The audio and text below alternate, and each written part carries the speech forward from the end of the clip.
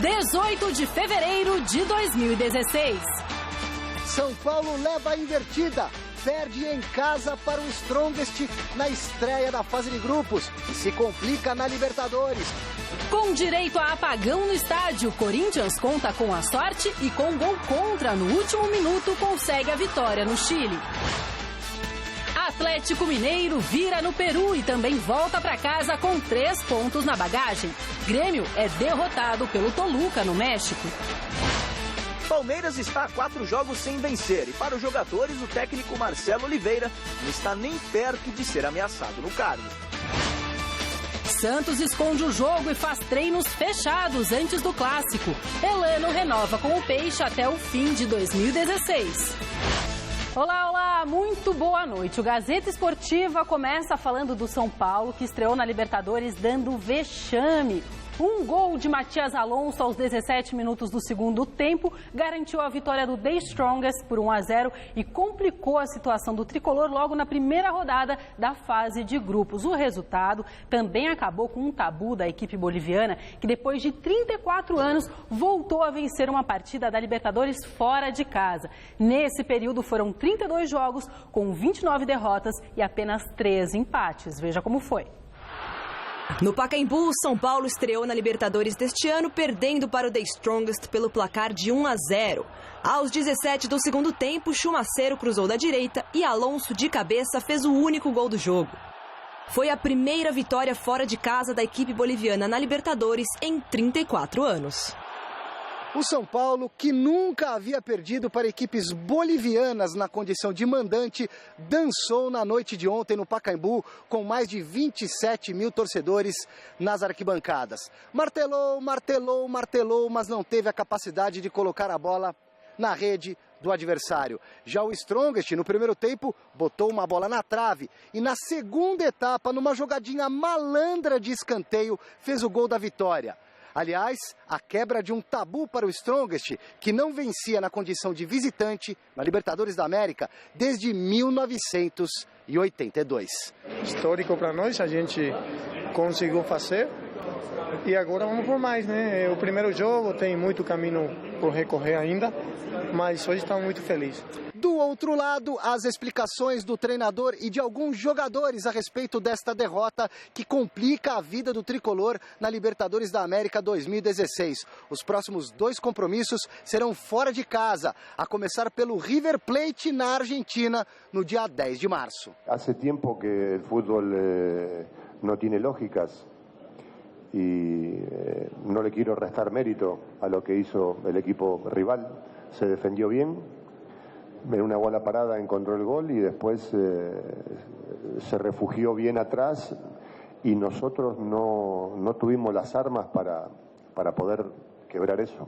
Este resultado nos complica mucho la clasificación, pero obviamente que estamos muy tristes con lo que pasó, pero vamos a seguir con la mente bien puesta en esto y tratando de poder clasificar, que es el primer objetivo que tenemos. Sabemos que hemos perdido 3 puntos importantíssimos, pero seguiremos luchando para lograr. A única coisa que não poderia ter acontecido era uma derrota dentro de casa, então agora a equipe tem que correr atrás. Vamos trabalhar, vamos treinar, correr atrás, porque a gente precisa agora de uma vitória fora de casa, para que a gente possa classificar. Então, essa derrota pode ter custado muito caro, mas tenho certeza que a equipe vai dar a volta por cima e vamos buscar vitórias fora de casa. Praticamente jogar com a faca no pescoço, né? É vencer ou vencer. Nós sabemos que na Libertadores você tem que fazer o seu dever de casa, você tem que buscar pontuar e hoje, essa partida, infelizmente, nós não conseguimos. Fica complicado, mas ainda depende de nós e a gente vai brigar até o final para revertir esta situação. Lugano, a partir de agora você joga? Bom, isso depende da comissão técnica. Eu sou mais um dentro do elenco, sou mais um e vou fazer o que a comissão decida. Eu estou treinando a morte para o antes possível poder jogar. Michel Bastos, eleito por boa parte da torcida presente ao Pacaembu como o vilão da noite, foi embora do estádio sem conversar com jornalistas.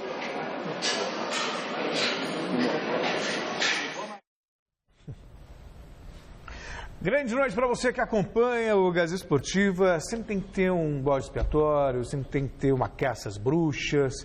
Aí foi o Lucão no final de semana, aí o Michel Bastos ontem. O Chiesa perdeu um gol incrível. Perdeu um gol incrível ontem. Aí a culpa é do Michel Bastos. Sabe, é um conjunto de fatores. Foi uma derrota vergonhosa, sim, sem dúvida alguma. Foi um vexame. O Strongest não vencia uma partida fora de casa há 34 anos. 34 anos. Quase minha idade, Celso. Eu tenho 32. Tá vendo só? Pois é. Quer dizer, é muito tempo. E de repente São Paulo... E eles... não. O Balsa, com todo o respeito que merece, bicampeão da Libertadores, já foi campeão com o São Lourenço, campeão com a LDU, e ele sabe muito bem armar uma retranca, ele sabe muito bem o que é jogar fechado, ora. Por que você vai dar espaço para um time jogando fora de casa? Jogou certinho o Strongest, meteu uma bola na trave logo no começo do jogo. Então não é que jogou por uma bola, deu sorte na bola parada, não. O Strongest tinha consciência do que podia fazer. No primeiro tempo jogou bem contra o São Paulo. E, sabe, eu não acho nenhum absurdo o que aconteceu ontem, não. É que se esperava muito mais do São Paulo.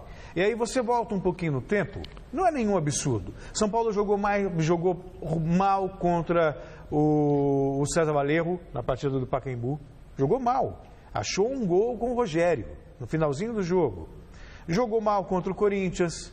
Quer dizer, e jogou mal ontem. Até produziu uma chance ou outra, mas não fez o suficiente para vencer. Ou seja, o São Paulo foi incompetente. Por isso, perdeu o jogo e vai ter que se virar para se classificar. Por quê? Vencer na altitude de La Paz do Strongest é muito, mas muito difícil. Ora, não venceu aqui, imagina lá. Aí você tem 2 partidas contra o River Plate, uma na Argentina e outra no Pacaembu. Não é nenhum, ou no Morumbi, não é nenhum absurdo você imaginar o River Plate tirando pontos do São Paulo aqui em São Paulo, não. Porque são 2 times grandes, são 2 times de camisa, 2 times de história. Quer dizer, então o São Paulo vai ter que se preparar ainda mais e melhor para conseguir essa classificação. Acho que com a derrota de ontem colocou realmente em risco a vaga para as oitavas de final. Meu querido Oscar Roberto Godoy, boa noite. Boa noite, Celso. Boa noite para você que está de olho em mim, em nós, na Anitta. 32 anos com um corpinho de 18. Ai. É porque nós estamos de olho em você também. Eu quero dizer o seguinte, quer dizer que não pode, ou você, torcedor São Paulino, que desse vexame que você viu ontem, você não pode pegar no pé de ninguém, viu? Porque o Celso não pode ter bode expiatório.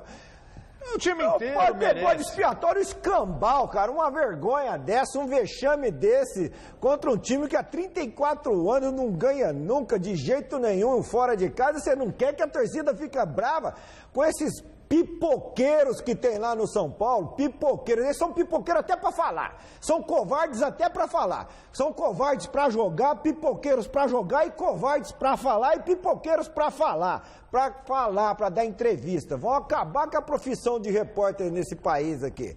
A CESP, Associação dos Cronistas Esportivos, vão tomar atitude aí. Manda repórter pra lá. Esses pipoqueiros não conversam, não falam, não dão satisfação pro torcedor. Torcedor tem que ir lá e dar tapa na lataria do ônibus mesmo, cara.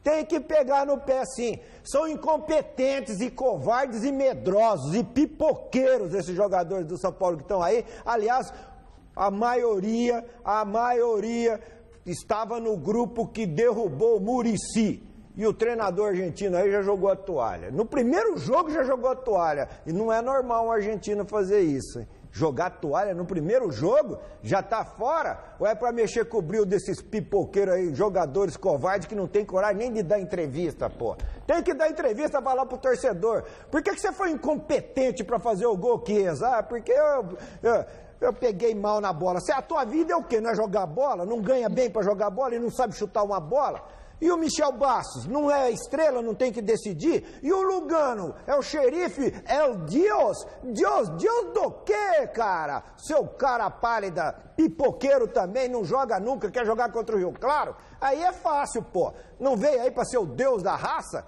e fica lá, não come, bebe e dorme? E o Ganso, decidiu alguma coisa? Não decide nunca, não decide nada, pô. É um time de pipoqueiro, sim. Toma essa. Mas só fazer uma correção, né? Os jogadores, eles não falaram quando saíram.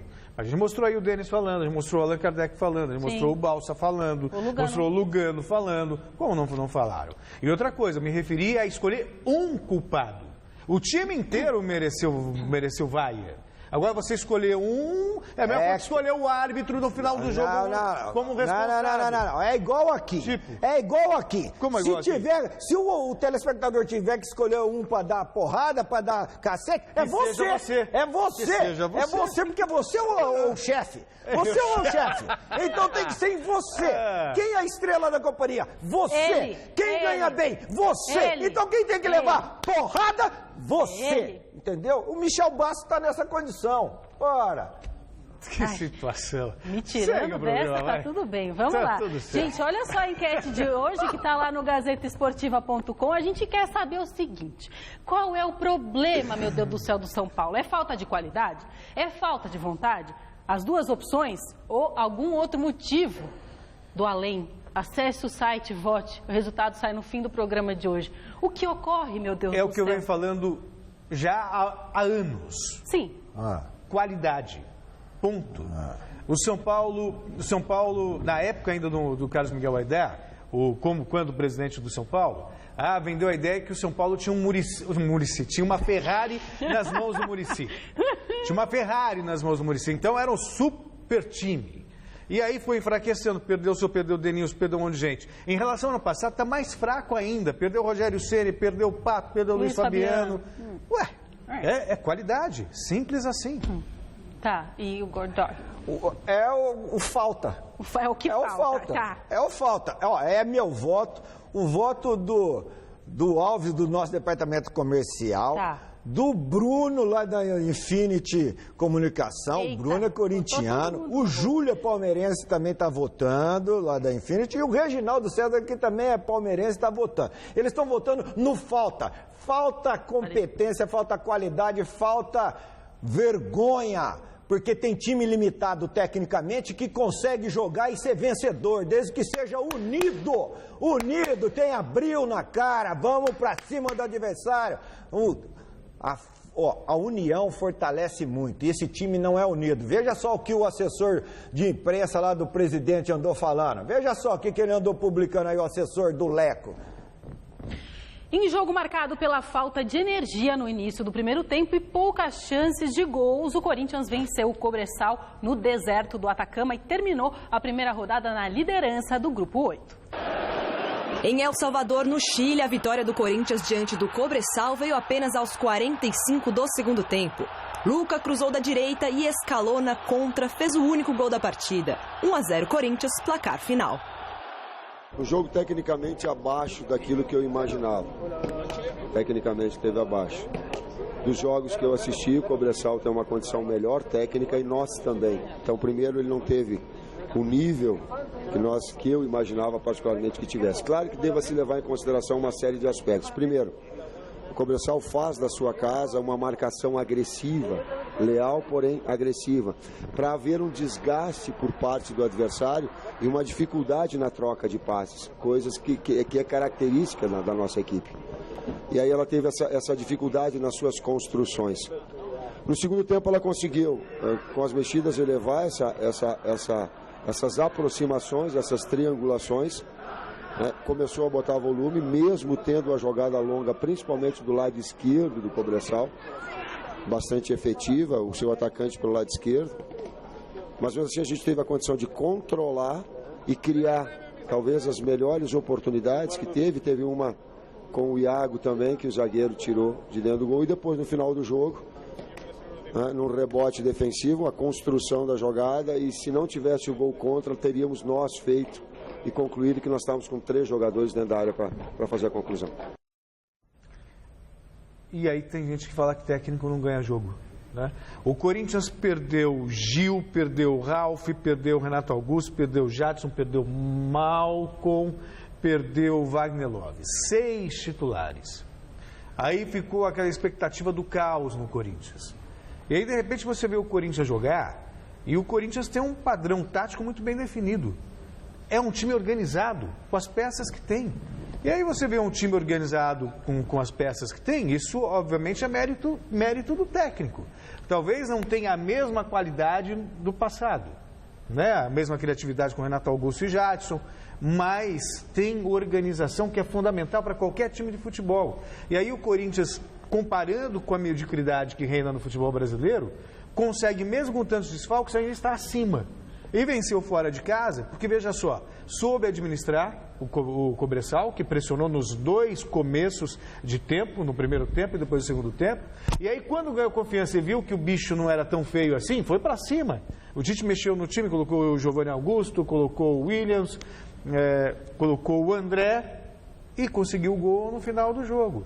E nessa brincadeira toda, em jogos oficiais, para quem imaginava o caos no Corinthians, 100% de aproveitamento. 100% de aproveitamento no Paulista e agora estreia com vitória na Libertadores fora de casa.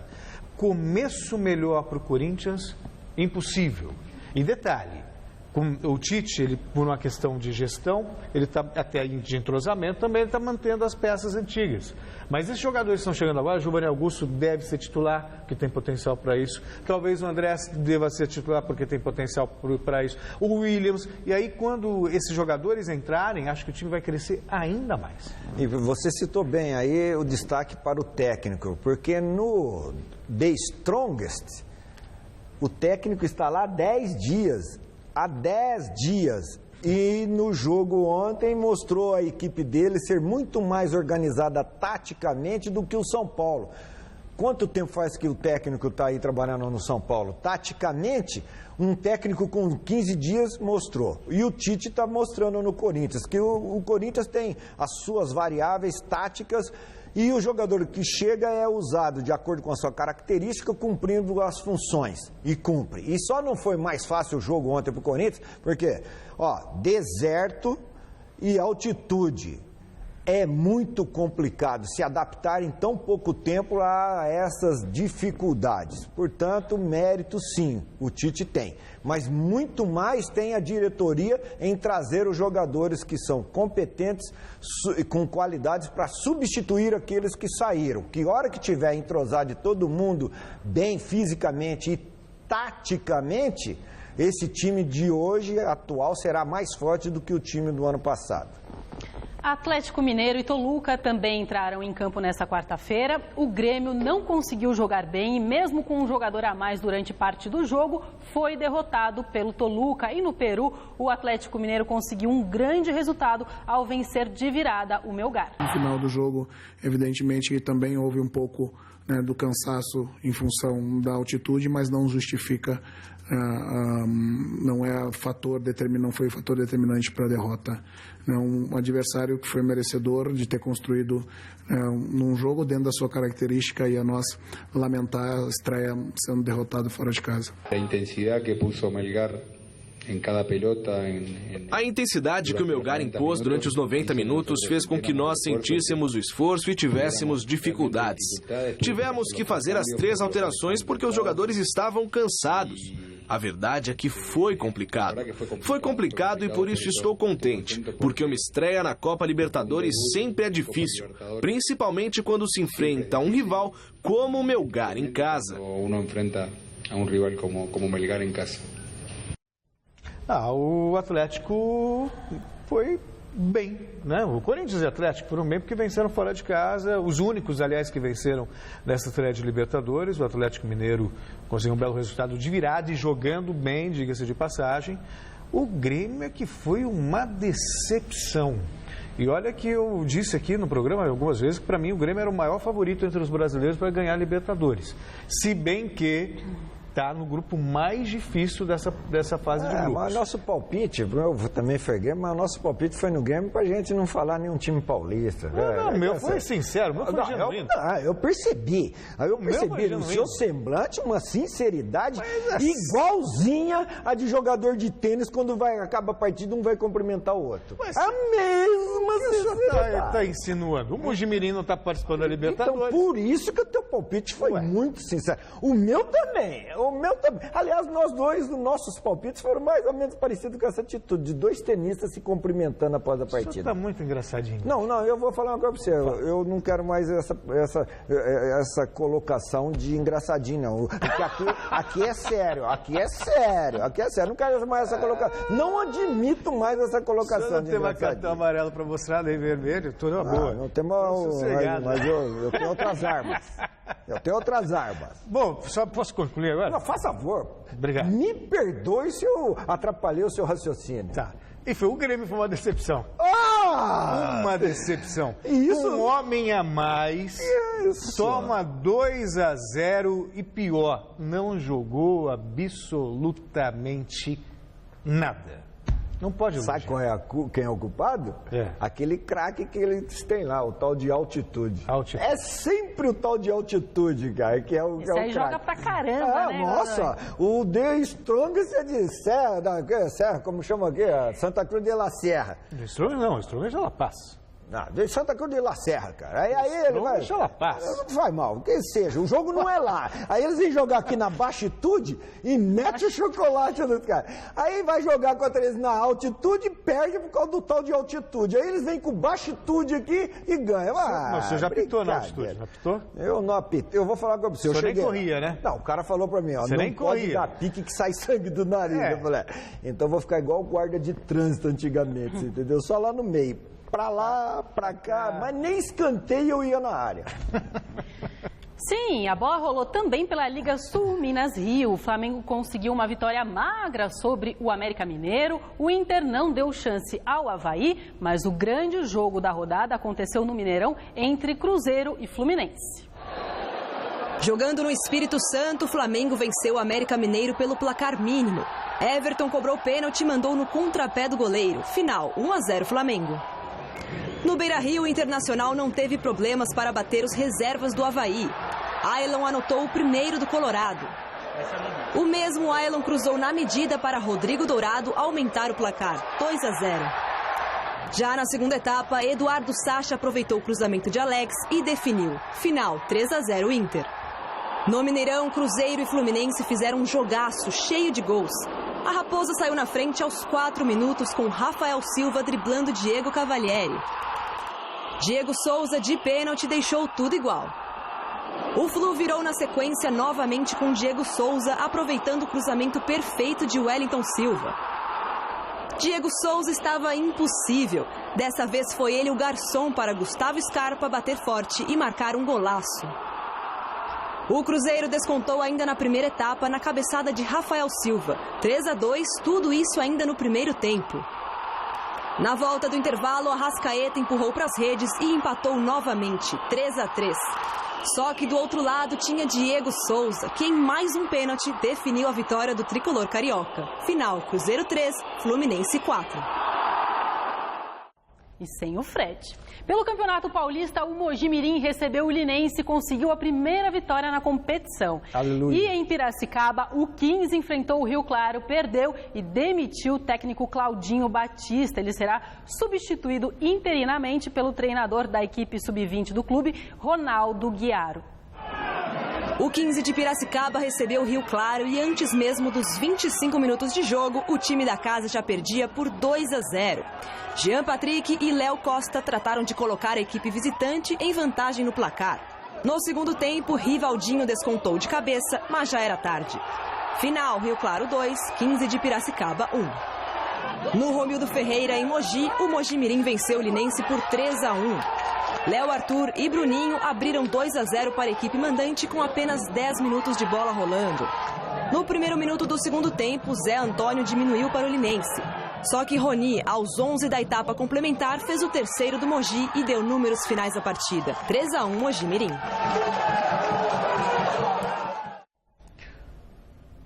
Aleluia, eu não lembrava... Aliás, eu não me lembro quando foi a última vitória do Mojimirim antes desse jogo.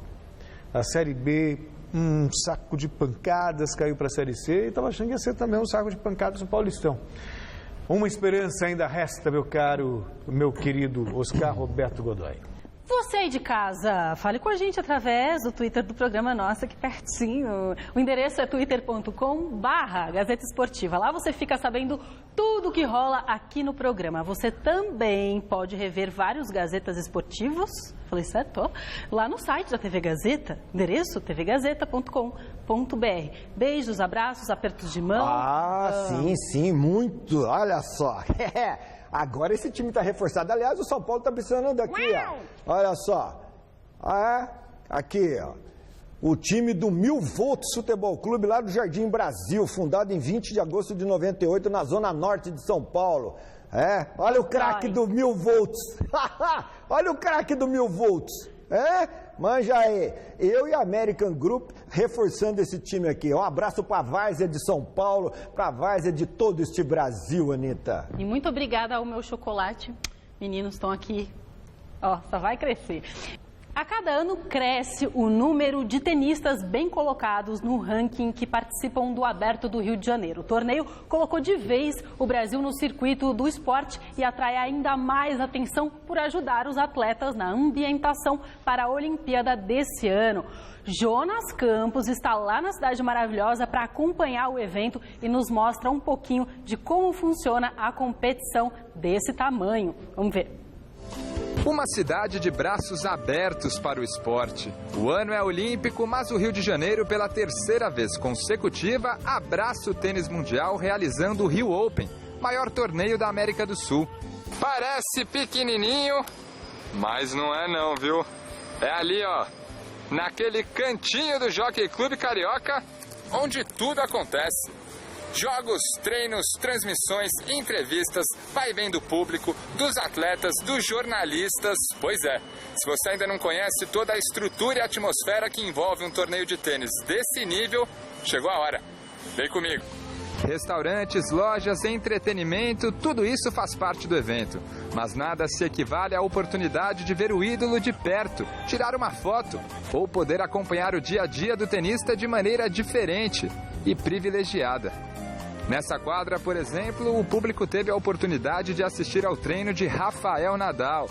Bem do lado, na quadra vizinha, a atividade era dos brasileiros Bruno Soares e Marcelo Melo. Grandes nomes do tênis dividindo quadras e circulando entre os amantes do esporte. Os atletas ainda têm uma academia de luxo à disposição. Os ex-atletas também. Tá treinando aí na academia? Estou destruir os aparelhos. Academia e quadra de tênis. Dá só uma olhada nesse bate-bola histórico entre Maria Esther Bueno, referência do tênis nacional, e Flávia Pennetta, italiana recém-aposentada e atual campeã do US Open. Enquanto isso, fora das quadras, um outro ídolo brasileiro é quem rouba a cena, recebe o carinho do público e desafia o namorado de Pennetta, o italiano Fábio Fonini. Como é que é receber o carinho de tanta gente aí? Legal, né, cara? Depois de tanto tempo, já faz quase 13 anos que eu parei de jogar, a galera ainda trata com muito carinho, isso é muito bom. Fico feliz. A Maria Esther bateu uma bola com a Pennetta, dá pra encarar alguém aí? Não. Vambora, traz o Fonini então aí também. Valeu. No jogo pra valer, a quadra que recebe os principais confrontos do torneio e o maior número de pessoas é a chamada quadra central. Aqui no Jockey, o palco principal do Rio Open foi batizado de Guga Kirten, em homenagem ao tricampeão de Roland Garros e ex-número 1 do mundo. Mais um gigante do Brasil para abençoar um torneio cada vez mais respeitado pelo mundo.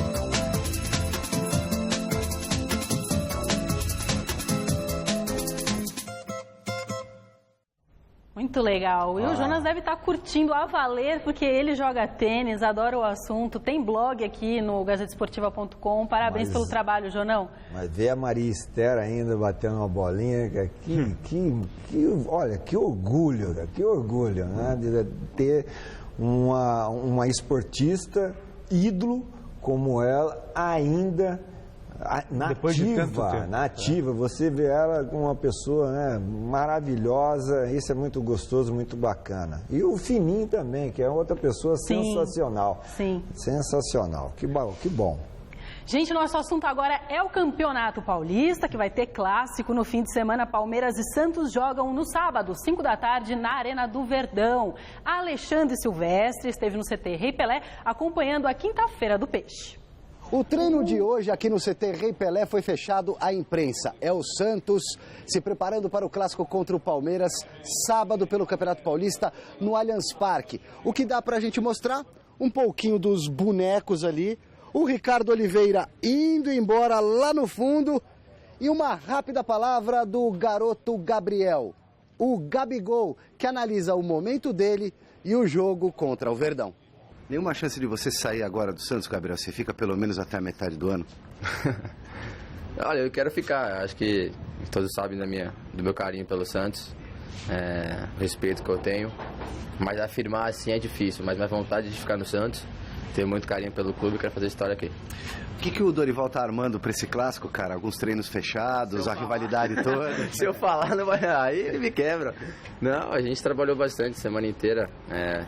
Privacidade também às vezes é bom. A gente trabalhou algumas coisas que a gente queria mudar, então a gente trabalhou bastante. Tem amanhã ainda para trabalhar, para chegar no jogo muito bem. Por que é tão difícil ganhar do Palmeiras lá? O Santos nunca conseguiu esse feito na Casa Nova palmeirense. Também é muito difícil ganhar do Santos na Vila. Eles têm a casa deles, a gente tem a nossa. É um jogo complicado, é clássico. Como a gente fala, clássico não tem um time superior ao outro, é muito igual, mas a gente espera fazer um grande jogo, né, respeitando o time adversário e querer a vitória, que é importante. A gente sabe que clássico tem que ganhar, então é um jogo muito difícil, a gente respeita muito o time deles, mas vamos lá para ganhar. Pelo histórico recente aí das decisões do ano passado, que peso tem esse jogo de sábado? Nenhum, é um clássico, começa do zero, outro campeonato. Novo ano, com outros jogadores que chegaram, que saíram também, mas eu acho que fica a rivalidade, é o clássico, então ninguém quer perder clássico, é brincadeira na rua, brincadeira entre amigos, então clássico é clássico e a gente espera ser vitorioso como saímos de vários já. O Gabriel deve ter como parceiros de ataque o Ricardo Oliveira e também Patito Rodrigues, que nos últimos dias vem ganhando a condição de titular. O técnico Dorival Júnior terá apenas 2 desfalques para o clássico contra o Palmeiras. Os zagueiros David Braz, que se lesionou justamente na final da Copa do Brasil do ano passado, e o Paulo Ricardo, que desde a pré-temporada enfrenta problemas lombares. O meio-campista Elano está de contrato renovado com o Peixe. O novo compromisso vai até o fim desta temporada. O contrato anterior ia até o próximo mês de maio e ambas as partes tinham a intenção de renovar quando ele retornou do futebol indiano no começo dessa temporada. Ao lado de Ricardo Oliveira e Renato, Elano é um dos mais experientes e referência para os garotos do Peixe. Há muito tempo não joga o que se espera dele. De qualquer forma, conta com a confiança da diretoria do Santos. Acho até que pela experiência vale e ninguém desaprende, né, Godoy? Não, mas ninguém desaprende. Eu gostava de ver o Elano jogar, mas gostava e gosto muito de ver o Elano jogar. Mas ver o Elano produzindo aquilo que dele se espera e que ele ainda tem condições de fazer. Claro, ver o Renato é um veterano, é uma referência de campo. O Ricardo Oliveira, a mesma coisa. Ele tem que fazer a mesma coisa que o que faz Renato e o que faz também o Ricardo Oliveira. Até porque o Elano é ídolo de Rodolfo Gamberini. Ídolo de Rodolfo Gamberini. O Gamberini só compra ingresso para ver jogo do Santos se o Elano jogar. Por isso que faz tempo que não vai pro estádio. Então, faz tempo que o Gamberini não vai no campo, no estádio. É que o Gamberini, que apresenta o jornal, acabou de chegar aqui no estúdio, né, Gamberini? Dá um salve aí que dá para ouvir. Não é por isso. Uau, salve. Não é por isso. No Palmeiras, a pressão por resultados aumenta conforme o time não consegue vencer. Não é diferente com o técnico Marcelo Oliveira. Mas entre os jogadores, o técnico do Verdão mantém o prestígio. Veja aí na reportagem do Alexandre Silvestre.